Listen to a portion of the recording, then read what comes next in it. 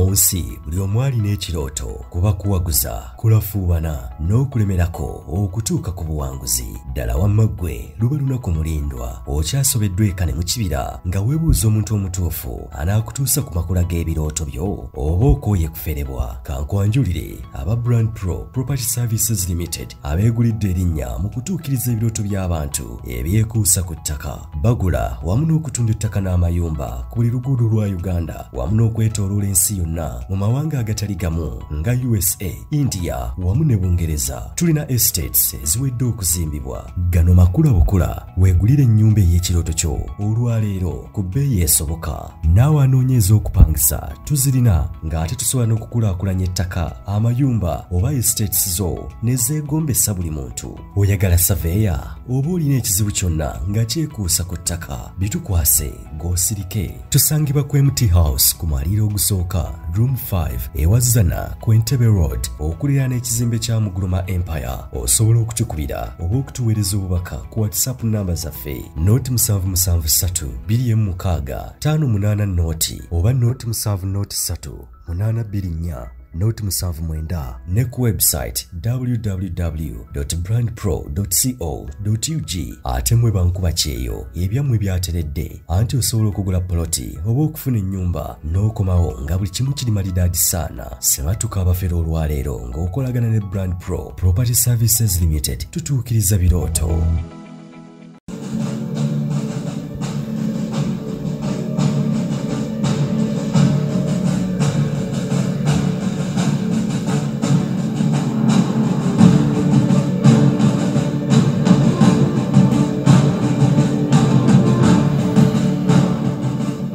Buterevu nnyo abali ku mukutu ogwa Uganda ey'enkya taasa Uganda ne Channel 56 mwebale kubeera nga mutugoberera nate,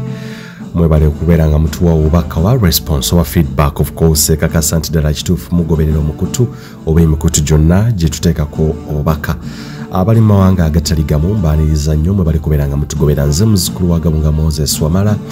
okubeera nga mbaweereza of course behind the microphone nate olwaleero. It is a chilly evening, of course, coming to you live from Kampala. That is Uganda. Of course, ntimanyi tulabira era ne mutuwuliriza okwetooloola ensi yonna, continents eziwerako ddala. Africa, abali mu Africa mwebale, Europe, Asia, America, North ne South America, mwena mwebale kubeera nga mutugoberera. Latin America mwebale. Era bannayuganda bategeera olulimi luno mbalamusizaako mwenna okusinziira mu nsi yonna gye muli. It is a pleasure to serve you, saako n'okubeera nga ate mumpuliriza n'okundaba. It is my humble honor. It is my pleasure to serve you, and it is my pleasure to know that you're listening and of course watching and following Uganda y'enkya. Ate mu programu y'olwaleero tugenda kubeera nga tutunuulira ensonga ya investigation. It is an investigative story, of course. Ey'olwaleero njagala mukwate oba njagala muwulirize nnyo n'obwegendereza. Tugenda kubeera nga tuyingira mu nsonga gye nabasuubiza ennaku z'omwezi nzijjukira zaali 12 mwezi gwa Julayi omwaka guno gwennyini 2022. Biki ebyaliwo ngenda kuzingulira olutambi. Nakusuubiza nti ngenda kubeera nga nnyingira of course nga munnamawulire mu nsonga eya alleged case, a murder case, of course, alleged murder case, oba okuteebereza okwaliwo simanyi oba okuwaayiriza oba amazima oba ebituufu ebyetoololera ku Hajara Namukwaya Spice Diana wamu ne manager we Roger. Enfa y'omuvubuka Henry Hamza Nsambo w'emyaka 27 ate ensitudde maze omwezi ogw'omusanvu gwa 8 n'ogw'omwenda. Wenkoledde emboozi eno tukyagenda maaso okunoonyereza ne ttiimu yaffe, naye nga bwe nabasuubiza nti simala gagoberera ensonga ezimu. As an investigative journalist, waliwo story eyeetaaga okukwata empola nga si yakutomera, si yakwakiramu. Nga bw'olaba murder cases teziringa byabano ababba ssente y'omu w'omusolo. You can trace easily. Auditor General bw'aba afulumiza alipoota gwe munnamawulire ate weeyongera kwongera kulumika nakakasa ebyo naye murder case erimu ebintu bingi naawe okwesefugadde nga munnamawulire okubeera nga obulamu bwo tebugenderamu. Jjukira omuvubuka gwe nkutegeezezzaako omugenzi kati omukama amumuze mirembe Henry Hamza Nsamba ow'emyaka 27 kyategeerekeka ennaku z'omwezi nga 3 omwezi ogwa June omwaka guno gwennyini 2022 yali afudde mu bulamu bw'ensi naye nga ebyaliwo ebyali bituweereddwa ng'eggwanga ne bannamawulire n'ensi yonna nti omwana ono yali afiiridde mu maka ga Spice Diana Hajara Namukwaya omuyimbi oyo. Era waliwo of course okutaputa biki ebyaliwo ebituufu biki ebyaliwo ebikyamu questions red flags zagenda maaso okubeera nga ziraisingibwa okusinziira ku witnesses account oba abaaliwo abaatugamba information gye twawulira baatugamba nti omulambo baagusanga wabweru w'ekikomera kya Spice Diana. Yes, ye information gye twafuna era ne batutegeeza nti poliisi yayitibwa bukubirire ng'omuvubuka ono yali asigaddeko kikuba mukono okubeera nga bajja bamutaasa oluvannyuma lw'okubwa. Kyava kuki twategeezebwa nti Hamza Nsamba ow'emyaka 27 yali awalampye ekikomera ekya Spice Diana Hajara Namukwaya ng'alina akaso nti n'abuuka ekikomera ekyo n'agwayo munda. Mwana tu yali ayagala kutuusa bulabe kyandiba ng'ali ayagala kutuusa ku bulabe ku muyimbi nakinku Spice Diana Hajara Namukwaya. That was the account, all the statement, all of course the information we gotten oba amawulire ge twafuna agatutegeezebwa ennaku z'omwezi nga 3 June omwaka 2022. Era poliisi okuva ekatwe kigambibwa yajja bukubirire poliisi yajja ejjewo omulambo ogwo. Jjuka bino byali Makindi. Yes, Spice Diana gy'abeera gy'asulira ddala mu nnyumba eyo gy'olaba. Era kigambibwa poliisi yajja era bwetyo n'egenda mu maaso n'ejjawo omulambo naye nina information ku byonna kati nkyasooka kukusunirako ku byagenda mu maaso okujjukizaako taking you back ebyaliwo ebyatutegeezebwa wentandikidde gw'ataagobera mboozi eno jangu tugenze mu maaso ate ne tufuna information endala ekwatagana n'okufa kw'omukulu Henry Hamza Nsamba ow'emyaka 27 gwetuula okalire. This is an investigative piece. Eno tujja giyita episode 1 rather episode 2. Episode 1 nali ne Grace Bukenya of course mukugu mu nsonga ez'ebyokunoonyereza ku misango bwe giti era ojjukira program gye twakola nga raising red flags ne questions oba ebibuuzo byebuuza ku nfa y'omugenzi Henry Hamza Nsamba. Era ngenda kubeera nga actually kansooka embikuwe osooka owulire Grace Bukenya byali araisinga ono munoonyereza wa security era yatudootingira ebibuuzo n'adootinga ne lines ne missing dots ze twali tulina okuconnectinga ku musango guno. Is it true that Spice Diana ne manager Roger batta omuvubuka Henry Hamza Nsamba ne bamufulumya ebweru kubuza bujulizi? Kiki ekyaliwo? Mu bibuuzo bino Grace Bukenya byebuuza osobola naawe okubeera nga okakkanira ddala olinde kyengenda okukuleetera. Take a listen. Sooka owulirize Grace Bukenya ensonga gye yali of course alambululako ne byayogera n'ebibuuzo byali yeebuuza ye nga anoonyereza ku misango bwe giti. Ate nzije nkusoosootolere bye tukyazudde episode zikyawera. Ngenda kukubuulira bye twazudde, bye twakamanya, bye twakafuna ebikwata ku nfa y'omulenzi Henry Hamza Nsamba eyafiira. Actually okusinza ku information gye nnina sokoleza Grace Bukenya nzije.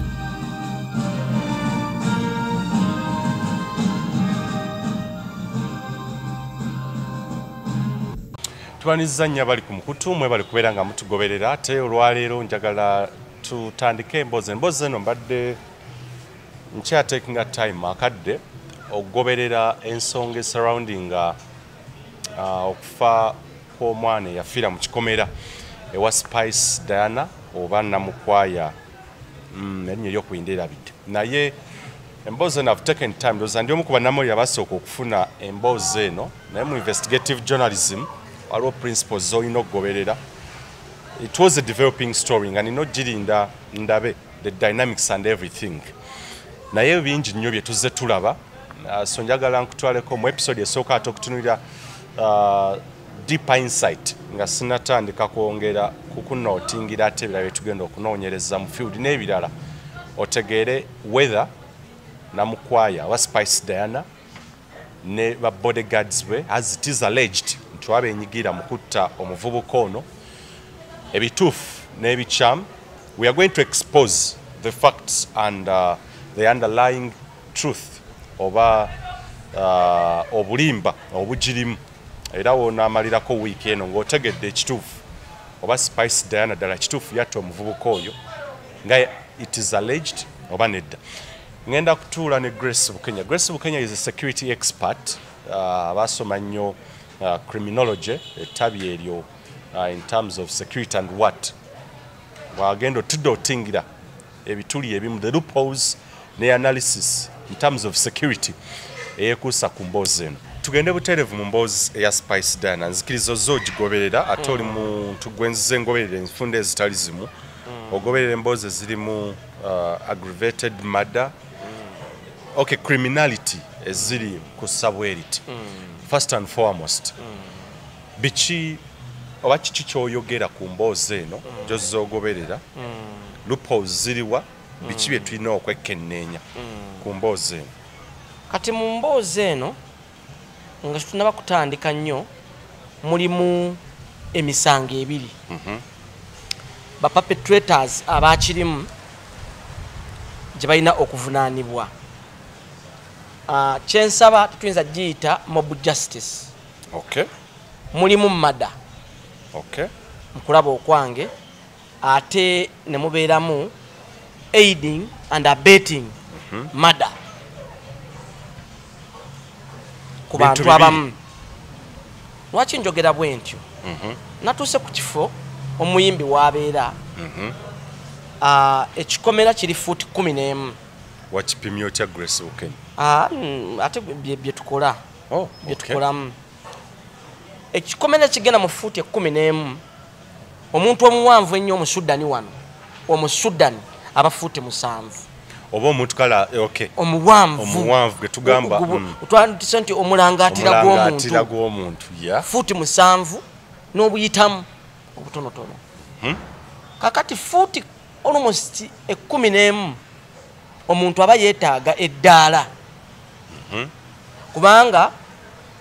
kyakolebwa nga tekirimu nti oba madaala kyali omuntu yali yeetaaga eddaala okugwa munda oba omugwa okugwa munda. Ate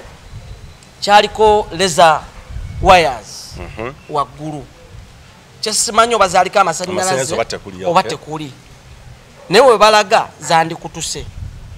singa omuntu yayitawo oba singa omuntu yalinnyawo zandikutuse. Ate bw'otunulira nnyo postmortem report ne wabanga yasitwagulingo kirinnya yandibadde yina ebintu byeraga ng'ebiriwa nga omulambo okubaako ebikulubuse ku magulu bruises ku magulu ku nkokola oba ne pam mu bibatu muno naye kikulaga nti omulambo ebibatu byali tebiyinako kintu kyonna okusinziira ku kikomere ngeri gye baali bakizimbamu the so-called neighbors abagamba nti balaba omuntu ng'alinnya ekikomera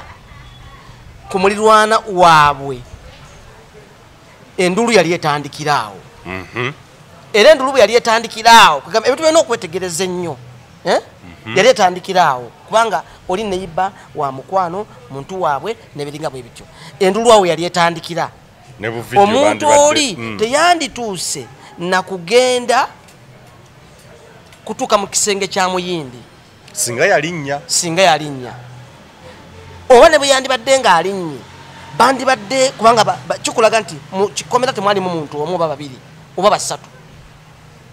deterrence yandibadde awo mu lujja ne bamusitopinga naye bwe kiba nti kyatuuka ne bibeera munda muli nze njagamba nti abaali mu kikomero omwo batta omuntu naye nyina ate omuntu gwe nyina okugjamu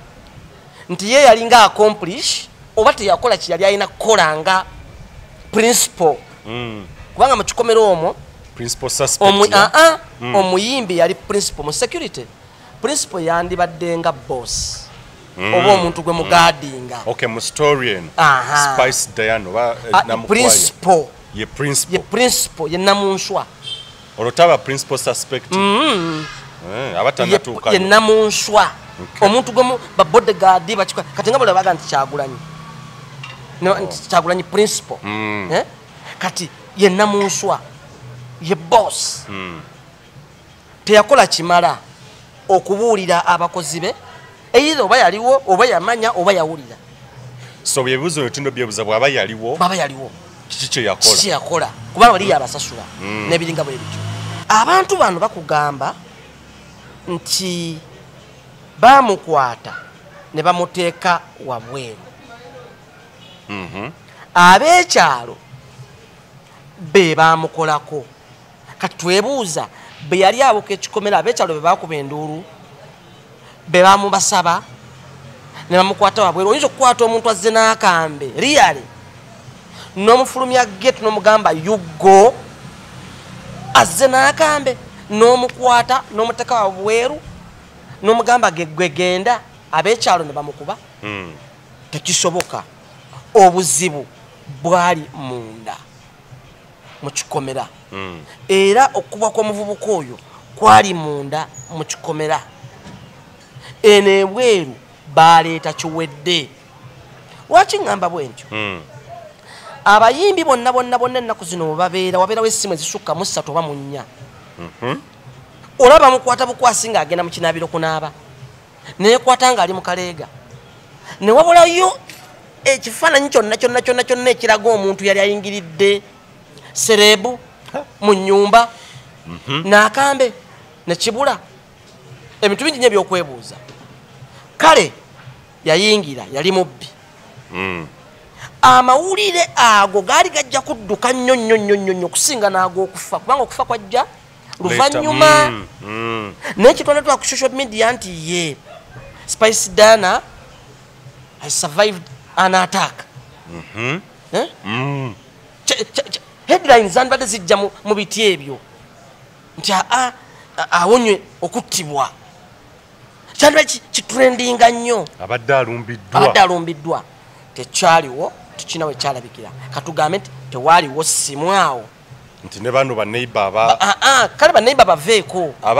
okulaba omuntu ng'alinnya abayinza obutarecordinga kati baleke bayinza okuba baali banaku emakindi awo abantu abasinga katugambe nti banaku tebalina kale kyetuba tugamba naye ng'ennaku zino nebwoba kati nga ogenda ne bakulaba ng'ofuka ku luguudo era beera yakuba akafaananyi kati katugeze baneighbor b'emakindi ekikomere kyo bwe kyalinza natunuulira nga ndaba kale ya peasants tebalina simu kazirikodinga katugambe bwe tutyo awo tuvuddewo nenga ate nakyo kizibu ekyo kyogerako Grace Bukenya andi kati nga gwe bwokiraba kati gwe salawo nze nkuwa bubi gwe wesalirewo tuvuddewo awo ennyumba eriko CCTV camera ku mulyango ku gate eriko ku nyumba kwennyini ng'omuntu ajja ayingira n'ebiringa bwe bityo singa omwana ono yajja mu nzija bwetyo n'akambe ngadduka okuyingira waliwo kamera ku nyumba yali ajja kulabika ng'akola ki era ebyo byandibadde byasaasaanya edda ku social media ng'omuvubuka ajja n'akaki n'akambe okuyingira footage yo bandibadde bamufulumizza dda nga bona bakatenze nkuladde ekyokulabirako obubbi obubeerawo ennaku zino poliisi etuyamba ebiri ku kamera zaabyo byekutte n'abantu abamu lwakuba olumu eremererwa okutuwa footage ow'amaanyi nnyo wali critical anti kati waliwo emisango egimu nga lumu tebyetaagisa nga wakyaliwo abantu abanoonyezebwa abadduka naye kino ekintu waliwo ekyali abantu bonna basobola okufunika nti singa tebaali na simu at least footage oli spice bandi singa twandibadde tumulaba nti bane wuno okulaga nti omuyimbi yali alumbiddwa oba omuyimbi twagala kudda ludda lwa muyimbi naye tetulabawo yetuddirayo kumudifendinga gamba nti nedda nti gwe songa omuntu akulumba n'akambe weeyisa otya kaakati mu kyo ne kiragira ddala nti omuntu ono eyattibwa oba eyakubibwa yali amanyiganye n'abantu abaali basula mu kifo ekyo bwe biba nga ansa ziri 0 ebyo nga tetubiraba omuntu ono yali amanyiganye nabo era yayingira mu ki ekyo ojja kukiraba singa bakkiriza ne bajjayo obufaananyi kamera ne ziba nga zaali zikola ne bajjayo ebifaananyi ebyo ojja kukiranga omuvubuka yayingira era yayanirizibwa naye bateekwa okuba nti waafunawo obutakkaanya butya netegereza nnyo enneeyisa y'abayimbi baffe aba Uganda ajja ku kivulu najja n'abantu nga 30 abatalina ngatto ab'ebiviiri abawunya nowebuuza naye bano bonna bamuyamba ki bebaani amaka gye babeera babalinga abantu bangi nnyo tugenze najja n'okukitunulamu ennyo nti abaana abamu bambi babeegomba bwe babeegomba abayimbi oba baba bamanyi oba tebaba tebamanyi bamanejaazi baabwe ne abantu ababali ku lusegere bajja ssente ku baana bano n'ebigendererwa ebyokubafuula oba okupromotinga talenti zaabwe kati abaana ne bajja nga batandika okuwera kuba twebuzanya abavubuka bo bajja batya okukwatagana n'abayimbi wano Uganda kizibu nnyo omuyimbi okubeera nga alina kugamba mpozi ababandi kuba ababandi balina okuba ki group naye gwe teebereza oli muyimbi olina okubeera ne manajawo oba promotawo abantu ababuvunaanyizibwa abalina okukubeerako ne security officer katugeze ate nga yabusoma asobola okugamba okumanya okudetectinga danger nti katonda tugenda mu buzibu ekivulu kino tukigendako oba wano togendawo oba kino tukikola kakati okkakkana abavubuka be bakuŋŋaana era tugenza okukiraba nti bakuŋŋaana munda omwo mubeeremu ate obuzzi bw'amateeka era obuyingiramu kati for instance ng'okunywa enjaga abayimbi baffe wano enjaga bagifuula oba kiki oba ye bawa emikisa okufuuka ki abasinga balowooza nti bw'otaginywa hiti tojja kukola kati abavubuka bano bamala okukuŋŋaana ne batandika okudda mu bikolwa ebyo ebyokunywa enjaga ate nga bamu babajjeko obusente olumu wabaawo okutabuka kati ebiva mu kutabuka omwo byebyo biringa bwe bitu kwayo ono si yasoose si muyimbi asoose okuba nti waliwo omuvubuka afunidde obuzibu ewuwe waliwo abavubuka bangi nnyo walaba ekyali mu maka ate mu makindi omwo waliwo abayimbi ababiri abali basula mu makindi omwo so omu yafa sagala kwogera mannya g'abantu naye awo baali basula no walaba akavuyo akaaliwo era kigambibwa nti mwalingamu okukakabwala obubozi okitegeera ebintu ekikabo ekityo kati ate nti babeera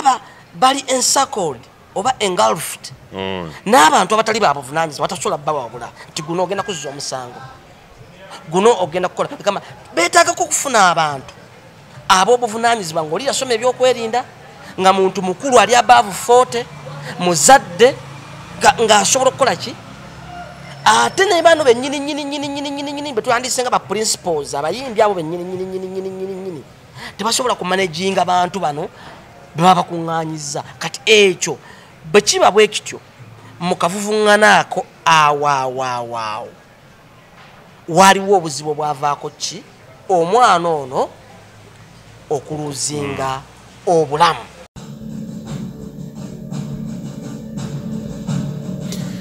Butereevu nnyo oluvannyuma lw'okuwuliriza ebigambo ebyo bya Grace Bukenya omunoonyereza n'ebintu byali yeebuuza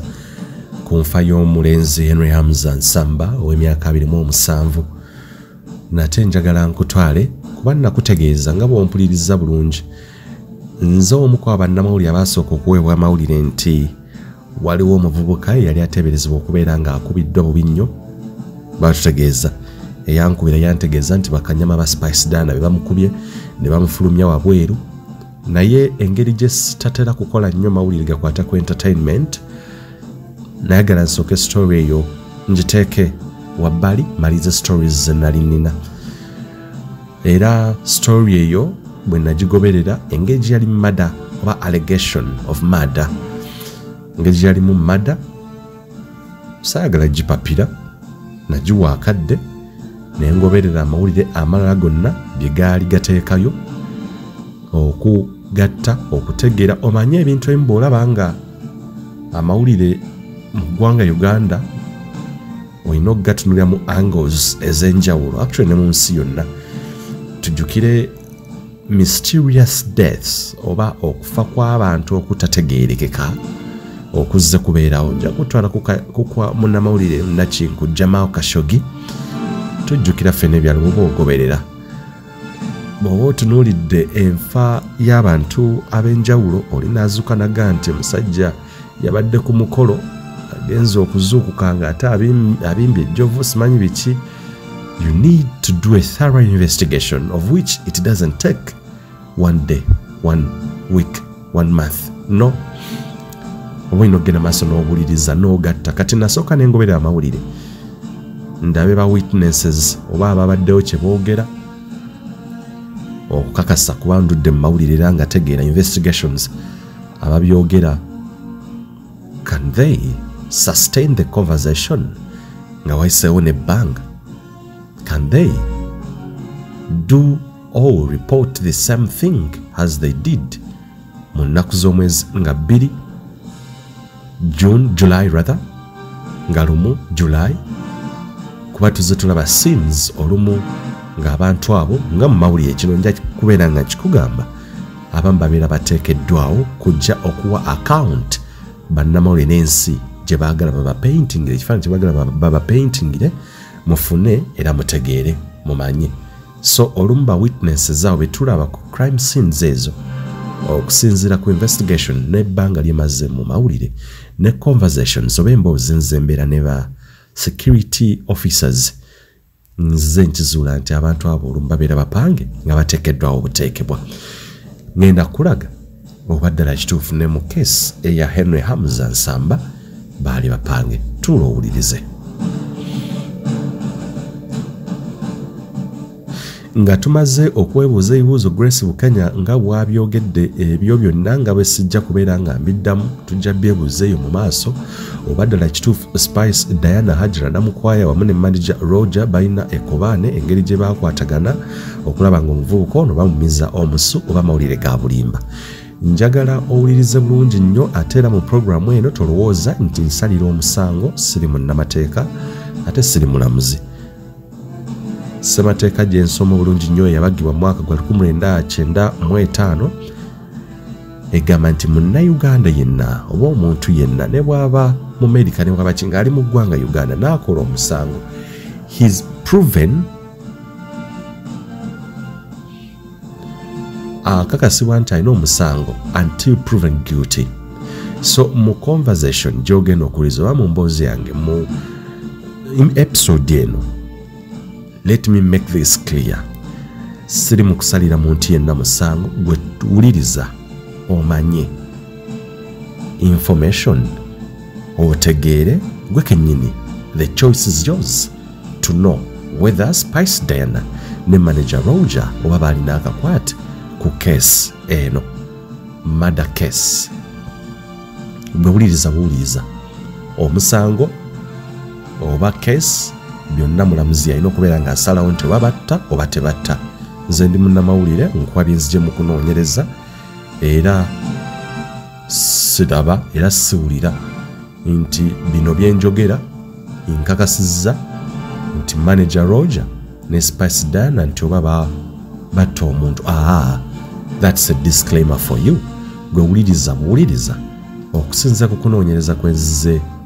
ngoberera odootinge naawe nkudootingire ogenda okukomekereza n'ebibuzo bye mbadde mwebuuza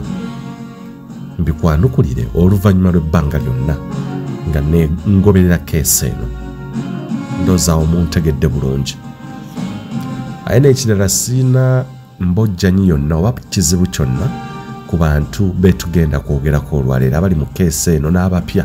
abagyeyingizaamu obweyingiza. I'm not an entertainer. Siri musanyusa. Siri munnabyabo byamizanyo bya entertainment. I'm not an entertainer. Siri artist wa muyimbi biki. However much wadde njagala nnyo ennyimba z'abayimbi abamu ne Spice mwomutadde. However tekiŋŋaana ate nga munnamawulire kukola mulimu gwange, era nze nga munnamawulire amawulire genkola of course ngenda mu maaso okubeera nga njagala nnyo eddembe ly'obuntu, human rights, libeere upheld. Buli muntu agwanidde okubeera n'eddembe lye. Mu Uganda ey'enkya tukkiriza era tulafuubana okulaba nga bannaffe omuntu bw'obeera ng'olina obuzibu naye oba azizza omusango atwalibwe mu kkooti mwewaabire mu mateeka, tokuba mukube ate totta busi. Bw'aba alina kyazizza, please let the law prevail. Uganda enkya gye tulafuubanira. Mu Uganda ey'enkya tugamba nti ssemateeka egobererwe, amateeka agafuga eggwanga Uganda gagobererwe. Waleme kubeerawo kutta muntu kyeyonoonere, waleme kubeerawo muntu abonyaabonyezebwa, waleme kubeerawo muntu atulugunyizibwa, waleme kubeerawo muntu akaabya munne maziga mu bintu bitaliimu. Ye Uganda ey'enkya gye tulafuubanira. Naawe ampuliriza, naawe agobera omukutu ogwa Uganda ey'enkya bw'obeera ng'olina obuzibu ku nze. If I've committed a crime, report me to police, make a statement. I'll make a statement, have your affidavit ready, have your witnesses, have everything. Let me be prosecuted in law or in courts of law. Okusinga, okunoonya, onkange, onkube, awo nzito nzijewo obujjewo obulamu bwange. Nammwe bengenda okubeera nga ate olwaleero obubaka buno mbabwereza abali mu keesi eno, bannange obulamu tebugulwa ate ensi egula mirambo. Leero oyinza okubeera ng'okikoze mwana wa munno ozadde naawe baakuzaala olunaku lugenda kukya ng'oli mugenzi. Bannange tufeeyo nnyo engeri gye tweyisa mu nsi. Tuyinza okuba ffeemu tugyagala, obuyinza tubwagala, amaanyi tugaagala, ettutumu tulyagala, naye ate sacrifice, okutta, okubonyaabonya, okulinyirira eddembe ly'abalala, it won't work, it won't do. Ng'amazima ga Katonda mu ggulu mu ggwanga Uganda mukyalimu abantu ab'ensanga nze ne bannamawulire. So ebyo ebigambo mubeera mwena nga mubijjukira. Bantu bangi abadde balina ensimbi, abadde balina amaanyi, ensimbi zibayitaba, balina amagye, balina ba bodyguards, bagenzi. Omuntu omu ku ssemazinga wa Africa abadde bakyasinza security, Kano Mwama El Gaddafi, nga n'ensi gy'agendamu. SFC twala wano we yali etagala. Actually, I think by then it was PGB we yajjira. Oyinza okugamba he is the president of Africa. bwe ntunuulira mu Zimbabwe of course omukulu yali ow'amaanyi ennyo Robert Gabriel Mugabe is no more. Bwe tunya Mohamed Musi bantu bangi bannange. So tufeeyo nnyo popularity ereme kutuvuga kukola bintu bitajjansa. It is a clarion call to everybody, to every artist ali eyo ng'owuliriza obubaka buno bwe ngenda okusoosootola episode 2 of my investigation mu murder case oba alleged murder case of Henry Hamza Nsamba. Yali mubbi n'akubwa oba yakubwa intentionally olw'omukwano, yakubwa intentionally lwakwagala fame, lwakubeera nga yali ataddemu ssente nnyingi, okubeera nga ayagala afune naye ettutumu nga spice yali alina, oba gwali kubeera kobaane lwakuba nti yali ayagala Spice Diana. Awo kati nno programu zatetandise muzukulu wa Gamuga Moses Wamala Uganda ey'enkya. Nkujjukiza ennaku z'omwezi zaali 3 olwo ntandise June omwaka 2022 omugenzi Henry Hamza bwe kyategeerwa famire ye nti ddala ekituufu yali amaze okuva mu bulamu bw'ensi eno. Era omuvubuka ono we yafiira yali aweza ddala emyaka 27 egy'obukulu. Case ya registering ku of course Katwe police station yetwala police enkulu netwala Makindi etwala wa awo wonna Spice Diana wabeera ku SD reference 07 30 06 2022 ye reference eyo. Era poliisi yali etutegeezezza nti Bunnambiro egenda kubeera ng'etandika okunoonyereza. Bwetyo bannayuganda baafuna essuubi ne balowooza nti ddala kituufu poliisi ejja kubeera ng'ekola okunoonyereza okugwanidde, naffe bannamawulire ne tukola okwaffe ng'omukunze simanyi abalala how far they have gone, naye nze kati nkuwa ebyange. Poliisi yakakasa abazadde oba famire y'omukulu eya Henry Hamza, era taata n'ategeezebwa nti mu budde butono nnyo tujja kuba tukutegeezezza mutabani we ekyamutuukako.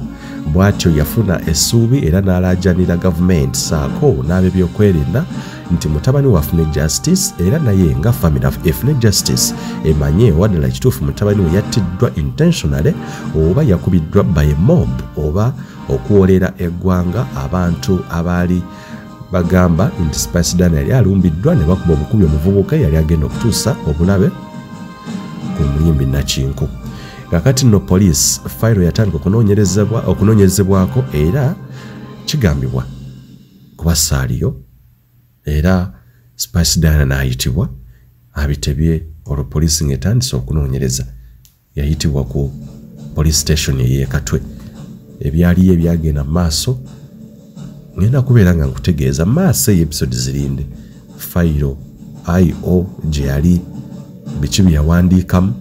DPP biki byasanga, gwe wuliriza state attorney ali ayogera ki, gwe kakkana tuula owulirize episodes ndeeteemu kwemu. Kati awo ntandise, njagala nkuvuge mpola ojjukire era otegeere.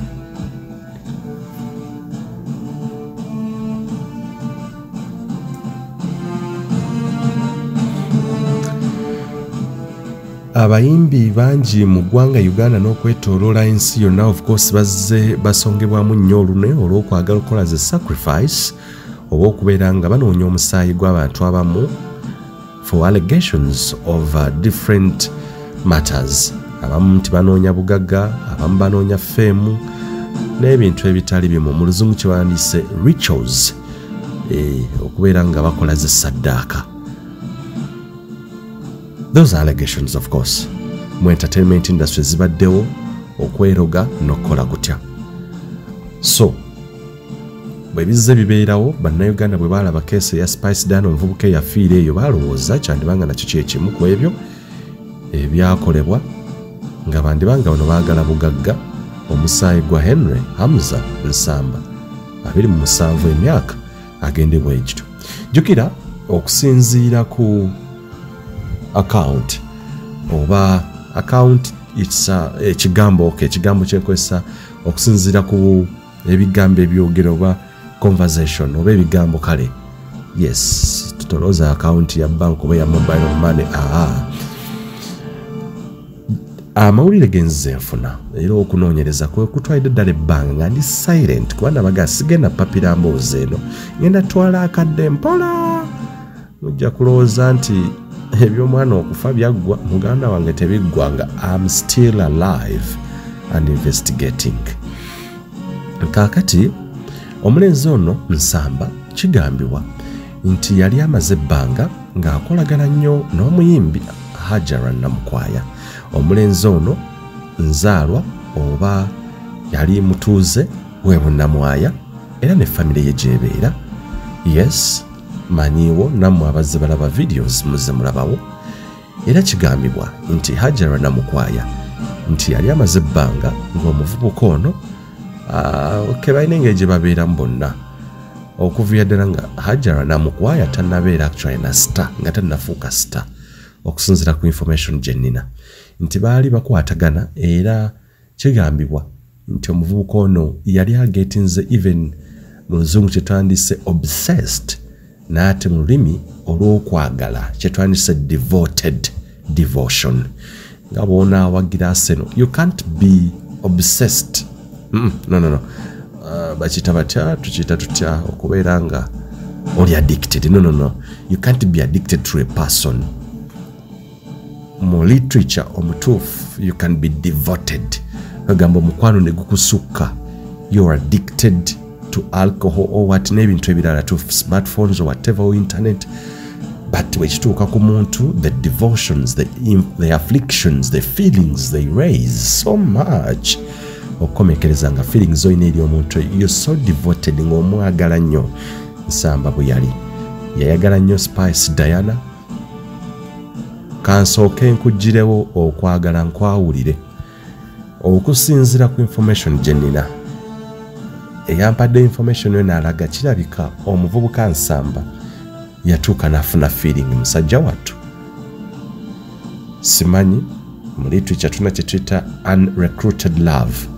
nsobola okubeera nga njagala nnyo omukyala ne sitamwatulira naye nga mbeera naye feelings zange nzittira muli eri olumu ne ntuuka nenkimugambako naye n'atakitwala nga nsonga n'atakyanukula unrecruited it wasn't responded to. Omuvubuka ono yali ayagala kubeera star era Spice Diana bwe yatandika okubeera nga agirira mpola mu stardom oba mu limelight oba ne kingdom ey'okubeera star omuvubuka ono atajjukira nalina mukwano gwange Namukwaya ndowooza asobola okubeera nga anfuula star. Yes, engeri gye baali bazze nga bamanyiganye bajja mpola oli akuba bulooka ze noono akolera alafuba n'okulaba nga at least afuuka star oba abeerako omuyimbi ow'amaanyi mu nsi. Kigambibwa nti Hamza yatwalira ddala ebbanga ng'ali ne Spice Diana naye nga okwagala kuli eri ndowooza yatuuka bambi n'agwa ne mu mukwano. Ojja tegeereyo mu maaso oba kyekimu ekyaviirako ensonga n'okusinziira ku information gye nafunye. Omuvubuka ono Nsamba kyongera okutegeerekeka era kikakasibwa ayina n'ebiwandiiko bwe luba lulimi lwa investigations sigamba documents za ID biki oba butabo no ebintu byali atandise okuwandiika nga wandiika ebintuntu ng'alina engeri gy'alaga nti Spice Diana amwagala nnyo. Nsamba nti ayagala nnyo Spice era nfanfeewe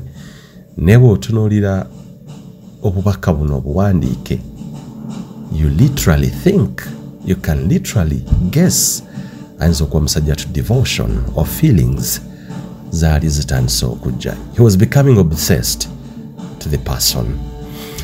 Spice Diana ajja afuuka omuyimbi ow'ensonga hit zitandise okubeera nga ziruma olumanager Roger atandise oba batandise okubeera nga yes bagenda maaso okubeera nga bakwataganira ddala era Spice Diana afuuse ensonga. olwo tusenvula tujja kakati nkusiigidde ekifaananyi butya bavudde mabega nga Spice Diana bakwatagana emabegako before even she became a star nga Spice tanawo kufuuka mwimbi wa nsonga naffe okumumanya Hajjara namukwaya kakati omuntu yampadde information antegeeza nti baali bakwatagana nnyo era bw'atyo Hamza n'abuulirako mukwano gwe ono gwe sijja kwatuukiriza mannya n'amugamba nti bannange waakitegedde nti bannaye Spice Diana nkolera nnyo naye nina ennamba ya manager we nandyagadde omunjubisizeemuuko omugamba nti nange njagala beerako star njagala nange nnyimbe njagala naye mbeereko ow'amaanyi abigamba mukwano gwe amugamba oli serious olina ennamba ya manager Roger amugamba nti kati towakana ki amusomera ennamba noti 774 digiti endala sijja zibawa naye abalina ennamba ya manager Roger mugimanyi namugamba okay gireete tulabe nga yatandika kukola mulimu gwe ogwamutumiddwa Hamza alabe engeri nga bonaagamba naye I want to meet Cristiano Ronaldo one time naye ng'omuntu alina osuubira ayinza omupaswedinga ayinza omwogereza nga bonaagamba nange njagala akakyala kano bannaye Mukama Katonda naye nga osuubira ebigambo byo tebimatiza bulungi naye nga amazima ga Katonda mu ggulu omuntu ayinza okubeera nga akuteerawo olutindo olinnyeko otuuke ku Cristiano Ronaldo oba omukyalo egwe weegomba nga ye mukwano gugukkirizaamu ennyo bannange n'akikukolera ffenna tuyaayaana okubeera abaakabi oba abalungi mu nsi yonna sijja kubalima nange kyali kirooto kyange nga bwe ndaba abasomi b'amawulire ab'amaanyi bapresenta ab'amaanyi ngamba njagala okubeerako nga gundi oyo era nafuuba nannyo nannyigiriza nnyo okulangamba miitingako ne bwe kuba kubakwatako mu ngalo naate munange nabasisinkana era ne bampa of course obuwabuzi ne mmanya what it means okubeera mu sekita eyo Hamza kye yali anoonya musajja wattu mu biseera ebyo eyampadde information yanga Hamza yali atandise okukuba ne bloka yes era bw'otuuka of course ne maka ga kitaawe wane bunamwaya bloka weeziri era omuvuuka oyo kigambibwa nti olw'okwagala stardom olw'okwagala okugenda mu maaso abeere star abeere ennamba emu awulikikeko amanyikeko mwana tuyagenda n'atandika okubeera nga bloka zaayokya alina engeri gy'ayagala naye alabikeko ng'abayimbi bano abalala naye ng'alowooza bw'abeera close ne Spice Diana eyali mukwano gwe ne manager Roger asobola okubeera omuntu ow'enjawulo little did he know abamu basita oba abamu bwe bava mu bisooto bwe bava mu nfuufu bwe bava mu ttaka ne batandika okutuula n'abalangira abantu be basoma nabo baagala nabbakuba mazzi bayinza n'obutakukkiriza kumusemberera nga balowooza nti baakabi banjawulo bamaanyi g'oli bisaati okusinza ku information gyenna eraga nti the guy he actually yakola omulimu gw'amaanyi okulaba nga bambi atuukiriza ekirooto kye ekyokubeerako star ekyokubeerako emmunyeenye ekyokubeerako omuntu amanyikiddwa mu ggwanga oba mu nsi yonna ne mwana tu yafa takituukiriza ayokyezza amataffaali ge akubye akutta akatiba zizino bloka afulumya bbiri naye ng'ekirooto ali focused agamba at least ne bwe mbeerako bannange mu vidiyo emu ne Spice Diana ne bwe nyimbako ne Spice Diana ne bwe mbeera backup at least njagala ensi emmanye information gye nfuna gye baŋŋamba kigatto wange kati kigatto wange akola omulimu agamba okay no problem mpe ennamba manager Roger ntugire naye kyangu nnyo atandika omwezi obaka ku WhatsApp olumu amukubira nako direct calls naye nga ye antegeeza nti manager Roger yali takwata masimu naye nga ku WhatsApp yalinga atera okubeera ng'ayogerezaganya naye bw'atyo olunaku lumu oyo kigatto wange oli gwe baawo omulimu okulabanga ayogereza manager Roger ati naye amukwateko alabe nga amuwanika amukolere eddaala kigatto wange ono gwe baawo omulimu musajja watunga waliwo ebigambo byangambye muyimbi omu Gravity omutujju yali ayogera of course erinnya nja kuba ndyatula olw'ensonga ebyo byali ne mu public era nane interview gye nalabyemu ku Spark TV nga Gravity omutujju kennyini agamba abantu abo babi manager Roger mubi that's why erinnya lye ndifulumizza mu mboozi eno nga mugamba nti nga Gravity omutujju nga aboogerera bubi kiki nejjukira ebbanga liri lyonna nga ze amukubira amasimu tagakwata WhatsApp messages texts not voice texts nga tazaanukula newe yamuweereza eddoboozi ng'amulaga engeri yekyo yali asuubira abamulinnya empiiga ku mabega bamwogerera bubi boogera bubi omuyimbi we ne banne nga bwe balaga nti bakyamu nnyo babi nnyo bamitima mibi yamwanukula ne voice note n'amugamba nange abo be bantu baffe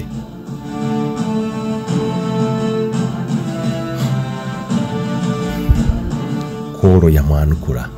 naye nga biri byonna ebyokusaba omwana mulenzi Hamza Nsamba abeereko star nange omukulu tabyanukula bannange you don't know what it means you don't know how it feels okugaba nenja yakulabikirako ku mpewo naye ng'omuntu akutuusa ku mpewo ku TV ku radio mabega w'omuzindaalo akutuusa mu kumanyika mu limelight nga tayanukula kiruma kaakati okusinziira ku kunoonyereza kwe twakoze tugenda mu maaso era ebigambo bino bye twogera ddala kituufu tututte ebbanga ne tubinoonyereza ogenda kutegeera amawulire agaliwo engeri manager Roger gye yatuuse okunoonya famire ey'omugenzi Henry Hamza Nsamba ow'emyaka 17 eyafa mu ngeri etategeerekeka olwaleero gye tuyinza otandikako olugendo tululengera tuyinza okubeera nga tujja kutegeera ekituufu. Manager Roger okusinziira ku information ebintu ayinza okuba tebateredde ne Spice Diana baagala okweteekateeka bagenda okutuuka mu kivulu ndowooza either nga family evuddeyo ekoze video nti ddala kituufu si be batta nga n'omuvubuka amulumiriza ng'agamba nti tebyaliwo okukiriyalinga the way at least for endorsement obulango obwa concert n'ensimbi za concert naye kirabika even beyond that Henry Hamza Nsamba gyali tateredde Roger ne Spice Diana nabo tebateredde sigamba nti beebatta okusinziira ku information gye nafunye my source alleges and confirms to me nti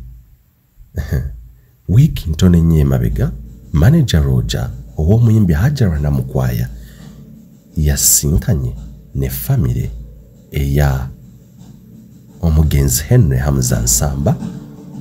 kati awo nno ntandise ekyandeese mwana tooza sikitandise nkitandise episode 1 kenyume kakati okusinziira ku information gye nafunye kakasa era eraga butereevu nnyo nti manager w'omuyimbi Hajara Namukwaya Spice Diana kiteeberezebwa era kyakakasiddwa nti ddala kituufu yamiitinze oba yasinkanye famire y'omugenzi Henry Hamza Nsamba waliwo omuyimbi omu konsati yejja mu maaso awo naye sijja mumenya mannya nti olwatuuse naye awo nkyaliko mu maaso kanzeko emabega kati nnyo sabbiiti ng'emu 2 emabega okusinza ku information eno lwe yampeereddwa nja giyita pate A era ngenda muyita Kiguli sigemanya gamatuufu for the investigation wamu ne pati B ngenda muyita Robert sigemanya gamatuufu. Kakati Party B eri tujja gimanya wa weeberera mu Stone Party A. Kati Party A mukwano gwange nnyo nfanfe atera mukwano gwa Party B. Kakati Party A ajja ntegeeza nti mwami wamala waategedde nti emboozi eri gy'onoonyerezaako ate olowooza tebi embwa terinnye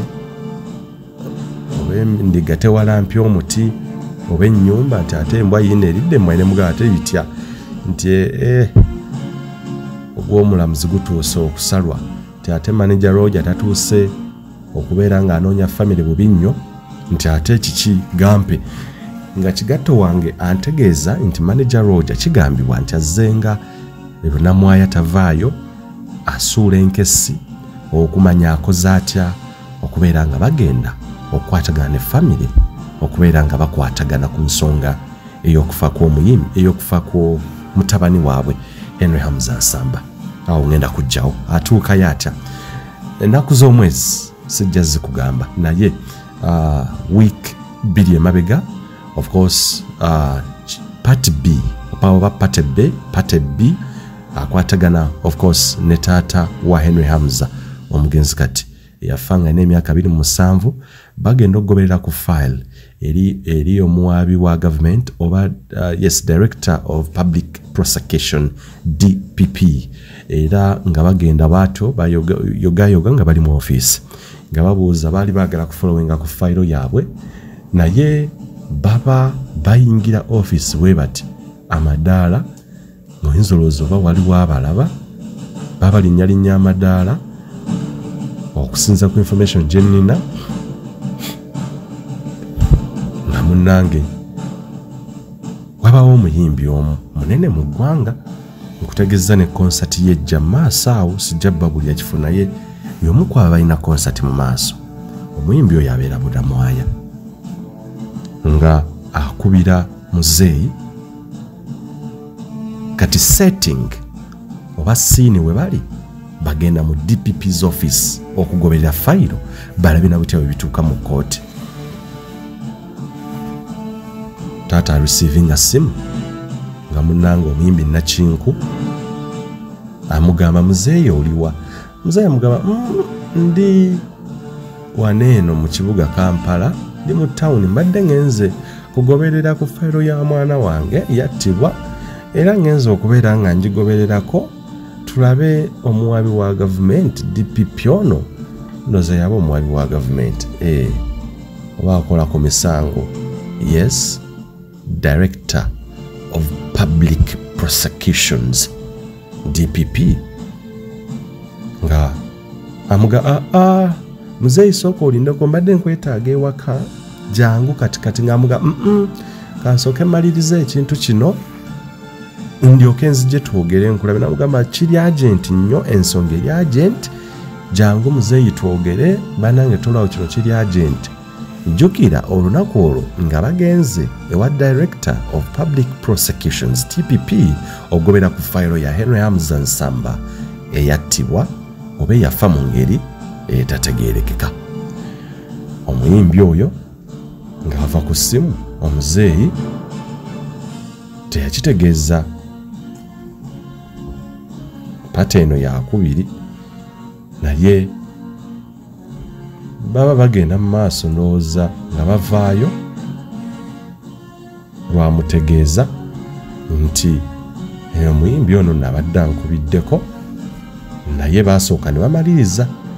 okugoberera fayiro ewa DPP. Ebyo bijja kujja ate mu mboozi endala fayiro eyo eri ku ki IO biki byateekamu era biziringitana bitya eyejjaawo kansooke nkumalirize nzijja manager Roger ne Spice Dana mu kkubo pati tunzijja ku fayiro. Kakati okitegedde nti bagenda ku Director of Public Prosecutions Office DPP bagobere fayiro by receiving a call from one of a renowned artist, popular artist who resides ebunamwaya alina nesho mu maaso awo wetujja yakubira muzeeyi amusaba okumusisinkana mu bwangu nnyo obw'ekitalo. muzeeyi teyakola nsobi nga kiggwa kigambibwa ti muzeeyi bwe yatuuka e Namwaya tebaamulabira wakaawe oba tebaamulabidde wakaawe nga bamutwala mu kikomera ky'oyo omuyimbi Nakinku e Namwaya gye baamulabidde ne manager Roger okusinziira ku kigatto wange yabaddeko nga basinkana muzeeyi engeri kigatto wange gy'ataaliyo eri information gye baayogera tetugirina naye gwe wuliriza naye okitegedde manager Roger n'omuyimbi omugwe sijja kwatuukiriza mannyo olwaleero baasinkagana taata w'omugenzi Henry Hamza Nsamba ku lunaku lwe lumu nga yakava okwongera okugoberera ku faayo ya mutabani we waweetuuse ku muwaabi wa gavumenti DPP olunaku lwe lumu era mu kikomera taata wuuyo ayingira nga munnange nga boogera bye baayogera naye ekikulu kye yafunayo kirindirire mu maaso ojja tegane script engeri gye yawandiikibwa na baani abaagiri emabega okulaba ng'omuzannyo guno gukolebwa at least by the date of the concert, by the day of the concert, Spice Diana artist abeera acquainted oba charges dropped obeera nga teziriiwo in case weeziri nze ndi munnamawulire kaakati nga taata avaayo kigatto wange ate bwe badda ku kyalo ye teyamanya ku olwo olunaku nti muzeeyi munnanga ate agenze mu kikomera ky'omuyimbi oli ow'amaanyi n'asinkana ne manager Roger muzeeyi munnange ye ng'asirika kye kaffe kye munnange omuvubuka oyo abeera naye ku kitundu bamugamba waliwo nno abantu abadde bakwetaaga naye ku lunaku olwo lwennyini lwe lumu afuna essimu okuva ewa promota omu w'amaanyi naye mu ggwanga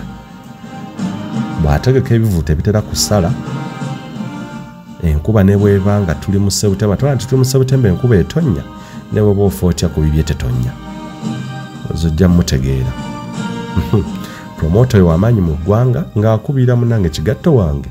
ng'amugamba yeggwe oliwa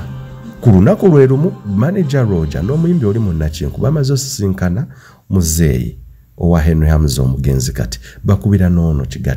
kigatto wange ono mpagiruwaga nnyo mu musango guno ye yagenda ne taata era kiteeberezebwa okusinza ku information gye nnina yali mu musango wakati n'obujulizi aŋŋamba nti yabulina era akakasa nti ddala kituufu yatandise n'okufuna threats okutiisibwatiisibwa olw'ensonga nti manager Roger alowooza omuvubuka ono is a threat ate nga fayiro eri ayagala ezikire mangu according to the information gye nfuna wuliriza kaakati nga kigatto wange omuvubuka ono eyali ne muzeeyi ku office of the DPP nga bagenda ye muzeeyi baamuyiseemu dda boogedde naye bye bakkaanyizaako ne maaso awo biki bye baayogerako kakkana ndeeta okusinziira ku kigatto wange gampa tutuuka bamuyita ku National Theatre kigatto wange nga promota omu ow'amaanyi mu ggwanga amutuuza wali yali n'omuvubuka omulala Kanyama kigatto wange gwaŋŋamba ku olwo yali yeeyita Kanyama wa promota oyo naye ng'ate amazima amatuufu ali omu ku ba bodyguards aba Spice Diana ne manager Roger nga bamutuuza ku National Theatre mu kafo akamu awo nga batandikira omubuuza gw'oyagala ki mu musango guno ofaaki script bagidrawinga bamaze okusinkana muzeeyi balowooza muzeeyi bamugjeemu naye ng'ate waliyo omuvubuka ono eyali mukwano nfanfe wa Henry Hamza Nsamba naye balina omumuteeka wansi at least asirike ebintu biggweeraawo. Munnange script emu scene 1 ewedde muzeeyi tumusinkanye twogedde naye scene 2 twagala tuwulire omuvubuka ono ayagala kiki kyayagala. National Theatre conversation egenda mu maaso omuvubuka boogera naye promoter n'amubuuza ye kiki ennyo olowooza kiki kyemwetaaga okubeera nga omusango guno muguvaako. Omuvubuka olwo atandika ga bino bye byandeese. Kaakati ng'omuvubuka promoter oyo amugamba ssebo olowooza muzeeyi yeetaaga ki? Ono omuvubuka ye tannamanya oba tannategeera nti owaddala kituufu muzeeyi yagenze osisinkana abakulu bali abamukubidde ku ssimu ye ebyo nga tannabimanya tannabitegeera. Teyamanya nakyaliwo ko olunaku lwe lumu aba yakatuuka ewaka naye bamukuya mugamba ssebo jangu nga n'akatayi tekannasala. National Theatre gye yagenda nga bagaba bamwetaaga bane baagala okwogeramu bamutuusa wali bamugamba ssente mmeka olowooza muzeeyi zayinza okwetaaga ave mu musango guno. Baali open gyali baba kyayogera ebyo ne batumya ne ku byokulyawo. Promoter oyo amuganda bakutumiza ekyokulya kigatto wange naŋŋamba yagambirawo sisobola kubeera nga ntuma byakulya olwa security ate n'ebintu bye twogerako ndi mu kutya. Kaakati nno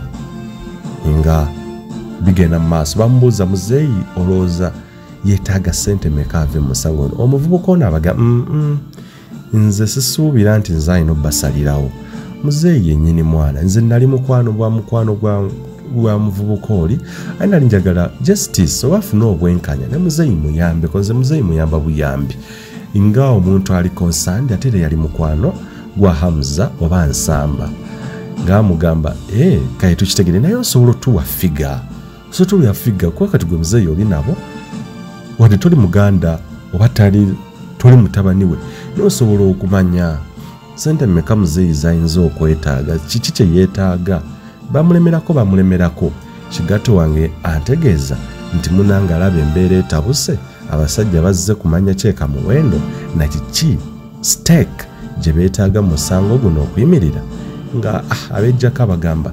mumuwa obukadde 10. Promoter ono amukuba olube aseka n'okuseka amugamba naawe osaagasaaga nnyo obukadde 10 omanyi kye butegeeza omuntu yeefiira dda mumukyayagala ki. Now that is the reported speech gyenkuwa nga bwe mbyogera ye information bwe nagifunye nga bamugamba leka naawe ku bukadde 10 obwo obukadde 10 hafu ya at least nzikwata nenziteeka mu musango ne gusirikiraawo ku bukadde 10 gwe manyi kye butegeeza nga babaga amunenze ye rough figure gye mali ndowooza eyinza okubeera nga munnange muzeeyi mumukungubagiza mumugira ebintu bamwagala biggwe naye yali yeyange nti yali ayagala kubejjako. Kaakati nno mwana ttu nga bagenda mu maaso nga bamugamba nedda tekisoboka ekinene nnyo bukadde buyinza kubeera 2 gwe obukadde 5 ove mu musango guno n'oli obukadde 15 ebintu biggwe. Kigatto wange lwamanya naga kyandibanga abasajja bano omusango gyeguli gwekola judgment zo ampuliriza naye nkuwa information nga bwe yampeereddwa ne investigations endala zonna nga bwe twazikoze. Kakati kigatto wange bamugamba gwe tugenda kuwa $5,000,000 nabaga nze nedda sina kineetaaza ssente ezo olw'ensonga nti sigamba nti nakusasula oba kola ki mwe mukwatagana ne family balaba ali resistant nnyo nti abigaana bye bamugamba bamutegeeza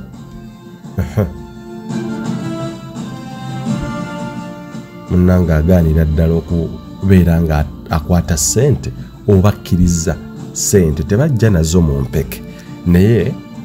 meeting eya National Theatre awo yali ekyama ekikusike oba ekyekusifu yakugeejinga kuweeyinga muzeeyi ayinza kulya ssente mmeka naye ekikulu kyali kya muvubuka ono kuba mu siini wano muzeeyi baali bamulabye dda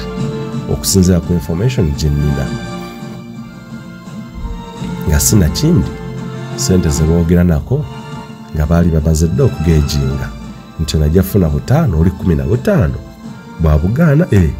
nga tubuwa buzeeyi ssente azigaana. Kaakati manager Roger okusinziira ku information gye nnina alabira ddala nga omulenzi ono bw'abeera nga abadde resistant amuweereza promoter ono okulaba nga amugonza oba okubeera nga amwogereza bigaanye kuba kigambibwa promoter oyo bwakukwatako obukwasi nga azze mu maaso go okubeera nga ayogera naawe ne bw'okuba kubeera nga kakkana ng'oli hard nut to crack omaliriza okkiriza nti bannange ngonze ndi lujegere muvubuka agaana siini atolooza script teyeeyongerayo bagenda ku siini ey'okusatu beebuza ate kiki lwaki omuvubuka atutwala mu script okugiwanvuya script tugenda mu siini ey'okusatu tuula okakkane owulirize siini ey'okusatu tebaagirowoozaako era tebaagibala kaakati nga adda of course after National Theatre muvubuka nga adda waka ng'abinyumizaako mukwano gwamuga nti wakitegedde nti baŋŋambye bino nabino namugamba gwe ate kati oli ku bikadde okyandi ne muzeeyi amawulire genfunye galaga oli amutegeeza kati ye pate amutegeeza sebo muzeeyi yagenze ew'omuyimbi Nakinku era ne bayingira mu kikomera nange ne boogerezeganya era ye alabika muzeeyi genda oyogereko naye ayinza okuba nga ye ali sorted ono aba tannamwana amawulire gabadde ku National Theatre amugamba nedda ssebo kiri ekintu oli muzeeyi genda oyogereko naye olabe agenda ayogerako ne muzeeyi kigatto wange amugamba muzeeyi olina ejjamba lyofunye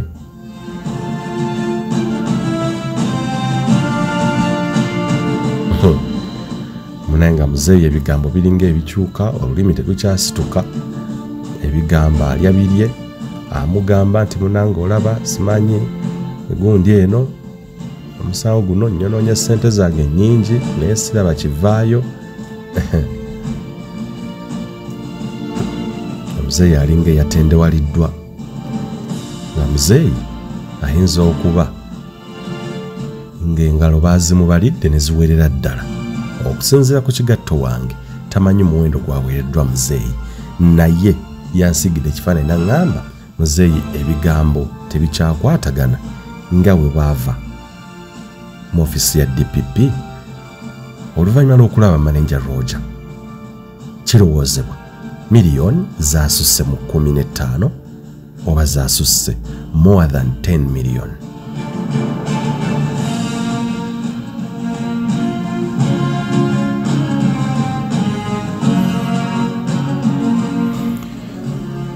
Kakati nno munnange kigatto wange agamba muzeeyi wa omugenzi Nsamba nti munaye muzeeyi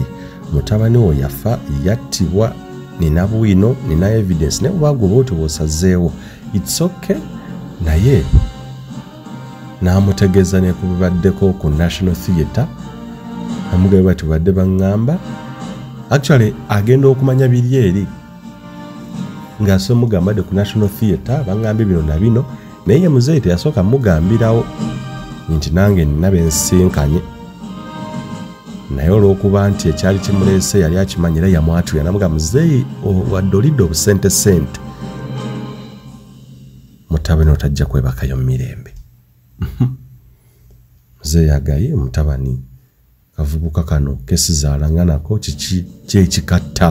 kyekikabonyaabonya ndowooza manager Roger afuna information kyakavubuka kali eri kakyaganye kalemeddeko manager Roger agamba kiki okusinziira ku kigatto wange pate bwampa information kati antegeeza era nga bwe nakutegeezezza okusinza ku pate yazza ngamba nti manager Roger atutta akaseera ng'asuula enkesi eri omuvubuka pate B oyo omukulu ennyo mu musango guno okumwetegereza asulawa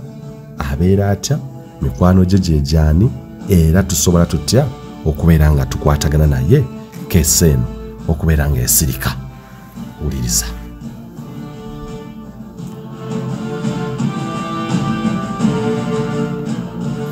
kakati no munnange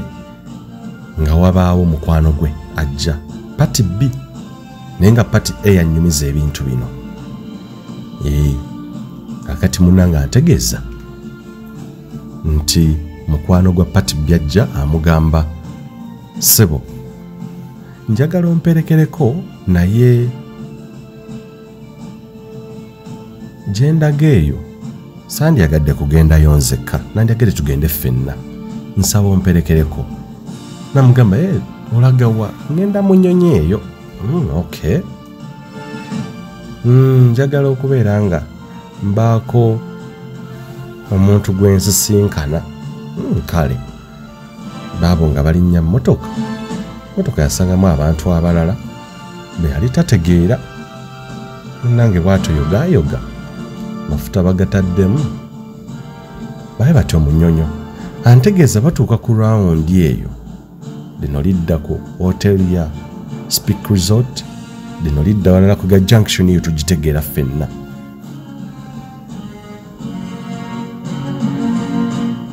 nga wabaawo akubira ono mukwano gwe yamugambye ayagala amwerekereko ye teyamanya nti munnange bamutwala wa manager Roger kumbe manager Roger kirabika era kiteeberezebwa nti yali yasuula dde enkesi ku kyalo okumanya omukulu ono alemedde mu script scene 2 aziyiye emu eyiseewo ey'okubiri eganye ayagala muwanvuya amuzze mu script kugiwanvuya amuweereza omuntu mukwano gw'enfanfe pati A yaŋŋambye baweereza pati B mukwano gw'enfanfe yamutwale wa manager Roger olw'eggulo olwo bagenda basinkana mu nnyonyo sijja kugamba bbaala gye basinkanamu ne basinkana mu bbaala naye baba bakyali mu kkubo essimu neevuga namugamba mutuuze tetunnatuuka naye nga tuli kumpimpi nti kaale kaakati munnange baba bali awo nga ku rawundi eyo nga bakyayibuza ka distance katono tuuka ku venue bwe baali balina okubeera nga bagenda mu maaso okubeera nga bakwataganira waliwo emmotoka eyajja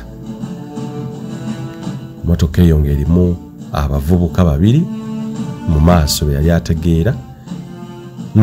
omu gwe yali ategeera omu y'oli yali ku National Theatre mu scene 2 eyali ne promoter omu bivulu promoter ng'amugamba nti nga abuuza bana bali mu mmotoka ng'abagamba tugende muli stade muli ki bebuuza akawunti tuli kiriya munnange nga bagenda naye agamba mukwano gwe nti nga feesi eri mu mmotoka muli njimanyi y'omu abasajja be nasisinkanye ng'ate baagala nve musango guno ebintu byonna bye baŋŋambye nabikugambye naye bwe nfuna obuzibu bwavunaanyizibwa nga tofaayo totya eri teri kigenda bbeera teri kizibu kyonna gwe tugende naye nga tamutegeezezza tamweyanjulidde kumugamba nti tugenda kulaba manager Roger. Bawo batuuka bakwata ku mukono ogudda ku hoteli eyasudde si we baagenda naye badda ku mukono ogwo bavudde mu junction eyo kati badda kale ku side eyo nga ebeegenda eno wawava munneeyo era waliwo ebbaala mu maanyi mwe baasinkana.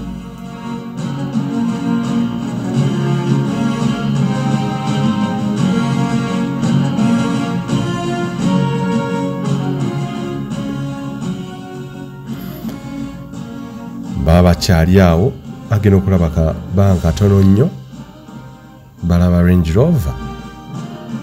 gye yaŋŋambye nti myufu bwe batyo nga manager Roger avaamu nga yagivuga ng'ayingira bbaala nga nabo bayingira batuula wansi abagamba muli bulungi oli eyamugambye nti alina gy'alaga gy'ayagala omwerekerako atudde naye ababuuza muli bulungi tuli bulungi ng'abeera muga si gwe muvubuka gwe si gwe annemerako nnyo si gwe abeera mu mawulire buli kaseera nga munvuma muggira nti oyogera ebintu by'otamanyi atandika okutabuka atandika okuyomba awo munnange ziba tezinawa eddakiika 5 ng'abaga ninza n'obutabeesiga amasimu ago mugampe oba mugajjeewo namugamba ate lwaki anti kakati muyinza okulikodinga kukola kutya ng'abaga muyite weyita nze amasimu ago sijja gakwatako naye okubeera safe amasimu ago tugajjewo munnange ng'amasimu bagajjawo nga baweyita ajja amasimu ago bajjako bagateeka waliwo bbali manager Roger atandika okuyombesa omuvubuka amugamba nali manyi nkwesize njogera naawe wagenda mu maaso n'okwata information ka audio ke nakuweereza n'okawa bannamawulire okakasa nti nali njogera naawe nti era olina akakwate n'okumanya omuvubuka Hamza Henry nti omumanyiiko lwaki onkola bw'otyo lwaki obikola n'ayomba n'aba bubi nnyo amugana ebintu by'oyogera tobimanyiiko byogera omanyiiko omanye ebyaliwo nga Roger nti ajjayo essimu mu kujjayo essimu ng'ateekamu password agula ka video amulaga ka video amuga obiraba mwogera bye mutamanyi amugirayo ka video amulaga nsamba ng'akyali mulamu ng'aliwa ng'ali mu nnyumba eya Spice Diana ng'amulaga mulaba naye okusinziira ku kigatto wange bye yaŋŋambye agamba ka video ke yalaba ng'alaba omuvubuka amagamaga naye ng'atunula mu lukuubo ng'alinga alaga nti gy'alaga amanyiiyo naye mu kumagabaga bati ng'alinga alina omuntu gw'anoonya mu lukuubo oba mu nju omuntu gw'anoonya okusinziira ku ka vidiyo Roger ke yamuzannyira ku ssimu kakati amutegeeza nti omulabye era aŋŋamba nti ka vidiyo yalabamu kati nzogere nti okutemaatema ebintu yes mu editing tugita kati okukatinga zikati nga mpitirivu nti okatinze 1 2 3 ebyo bwobigatta those cuts nti akatinze nnyo kakati alabamu zikati ezo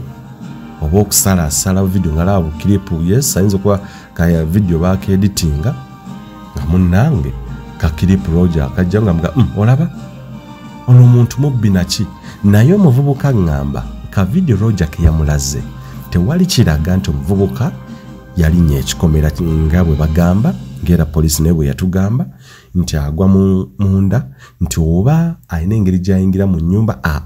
ka video kamulaga bulaze omuvubuka ng'ali munda mwennyini munda mu nnyumba so tekalaga wabweru ambiyansi oba space nti alina engeri gy'ayingira ekikomera alina engeri gy'alinnyamu ekikomera byonna okusinziira ka footage ka video manager Roger kalina tekuli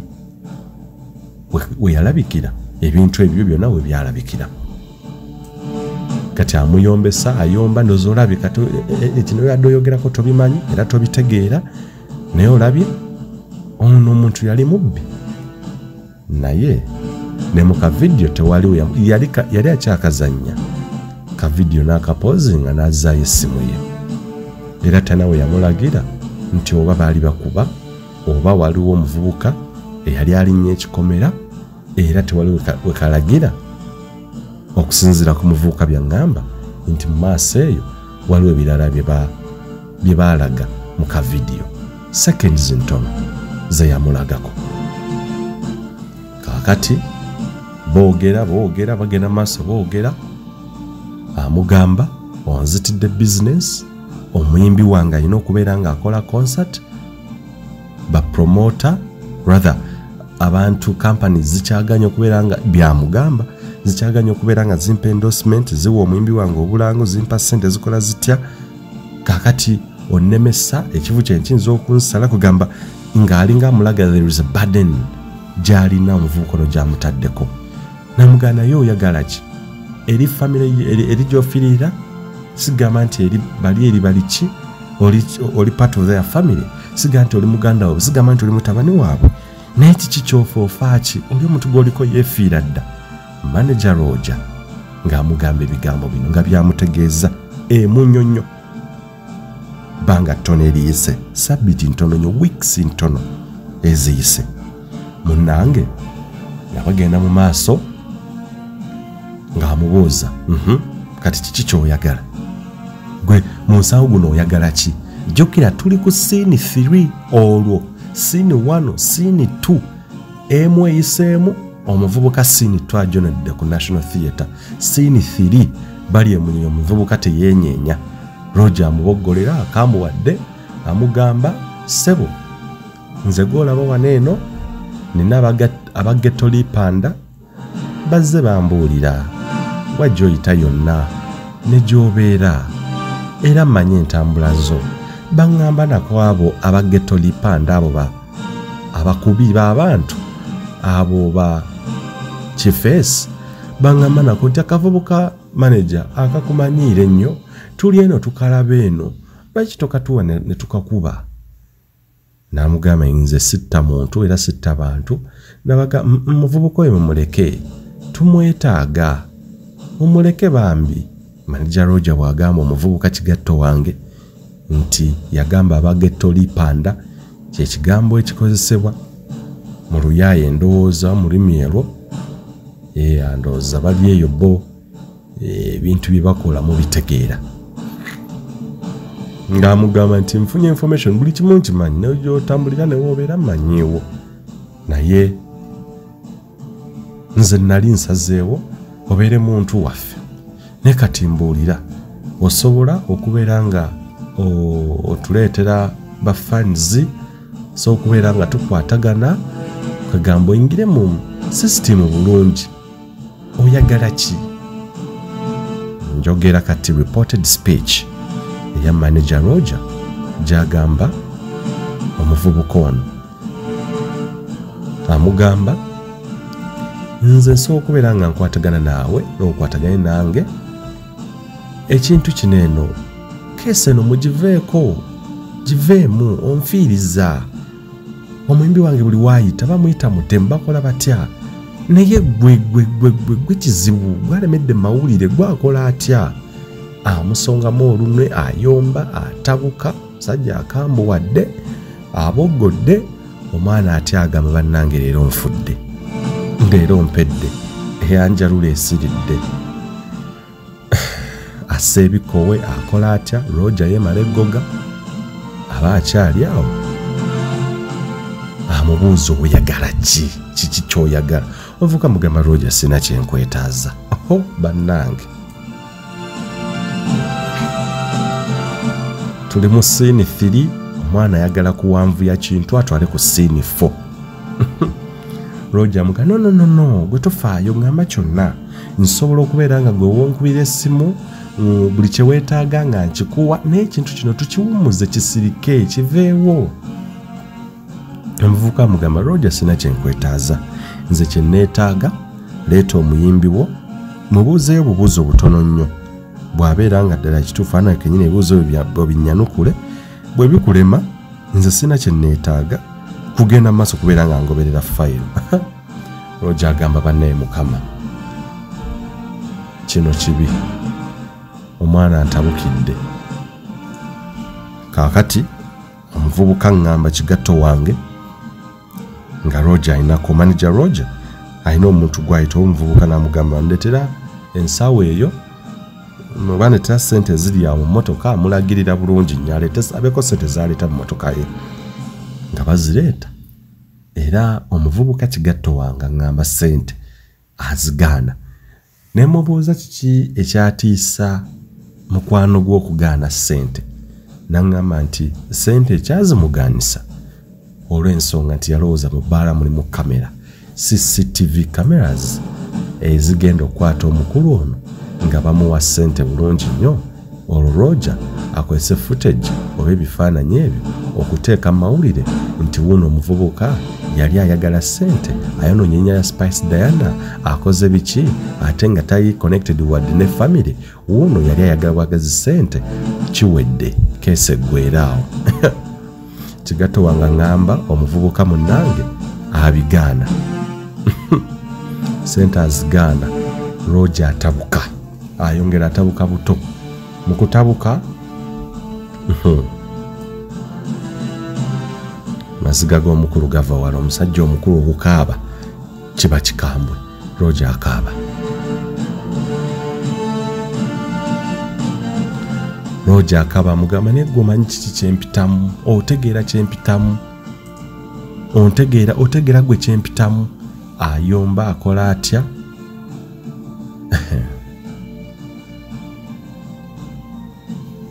Siini 3 egwa butaka. Siini ey'okusatu egwa butaka. Ku siini ze bapulootinze zonna emu yeeyitamu. Oluvannyuma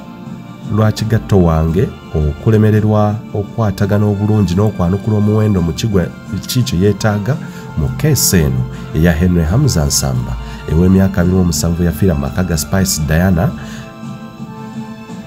ku National Theatre, siini tute yagenda bulungi. Kyekyaleetera manager Roja okudda ku siini 3 okulaba ng'akwatagana bulungi n'omuvubuka face to face. Kiki ky'oyagala? Siini 3 egwa butaka, tugenda ku siini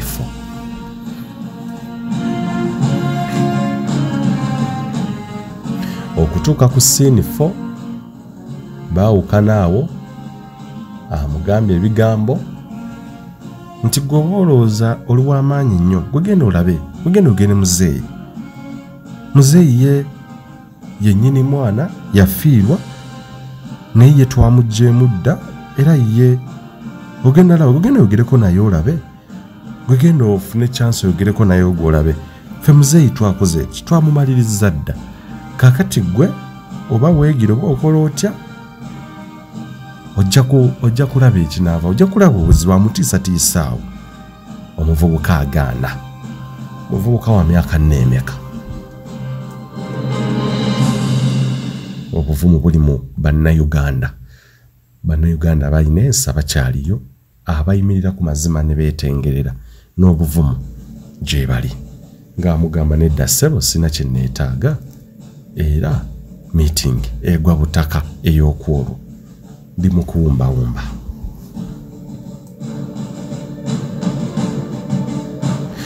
Ekirala ekyantegeezeddwako omuvubuka Henry Hamza Nsamba mu kuba bambi mu kulafuubana n'okubeera ng'atandise okuba bubulooka we buvaamuuko ensimbi, yali aguzeeyo ne poloti 2 naye kigambibwa okusinziira ku mawulire nti ne endagaano oba ebyapa ekimu ku 2 yes abaamukuba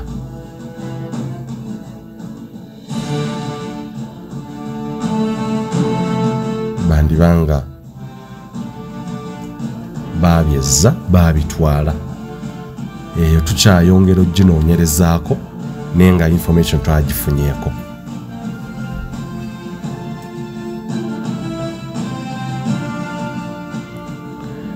Nagenze maaso ne mbuuza kigatto wange olowooza kiki ekiyinza okuba nga omuvubuka ono kyamukubisa oba kyamutuusa wano? Omuvubuka n'aŋŋamba manager Roger alina engeri gye yakwataganamu ennyo ne Spice Diana beyond management. Kigato wange waŋŋamba nti